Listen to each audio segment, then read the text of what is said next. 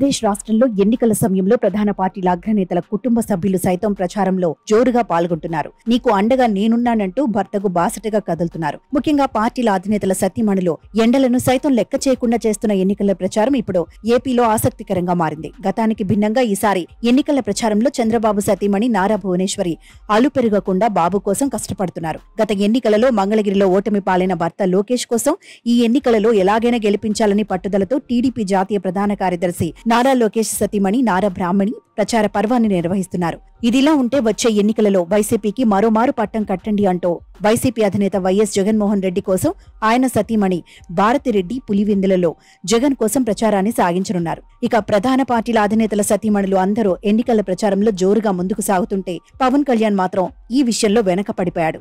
నిత్యం పవన్ కళ్యాణ్ ముగ్గురు భార్యల గురించి రాష్ట్రంలో ప్రత్యర్థి పార్టీల నేతలు విమర్శలు గుప్పిస్తూ ఉంటారు.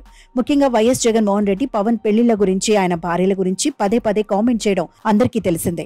తాజాగా ఎన్నికల సమయంలో ఆయన పరిస్థితిని చూసిన వారంతా ఎందరిని పెళ్లి చేసుకుంటే ఏం లాభం, ప్రచారం చేయడానికి ఒక్కరు కూడా జనాలలోకి రాకపాయే అంటూ చెప్పుకుంటున్నారు. ప్రధాన పార్టీల అధినేతల భార్యలంతా ప్రజల్లోకి వెళ్లి తమ భర్తలను గెలిపించమని ప్రాధాయపడుతుంటే పవన్ కళ్యాణ్ కోసం ప్రస్తుతం ఆయన సతీమణి అన్నా లెజనెవా ఎన్నికల ప్రచారానికి మాత్రం దూరంగా ఉన్నారు. ఆమె ప్రజల్లోకి వెళ్లినా భాష సమస్య కారణంగా మాట్లాడలేరు. ఇక ఈ విషయంలో ఏపీ ఎన్నికల్లో పవన్ కళ్యాణ్ మిగతా పార్టీల నాయకుల కంటే వెనక పడిపారు. దీంతో ఇది ఆలోచించిన ప్రతి ఒక్కరూ పాపం పవన్ కళ్యాణ్ అంటున్నారు.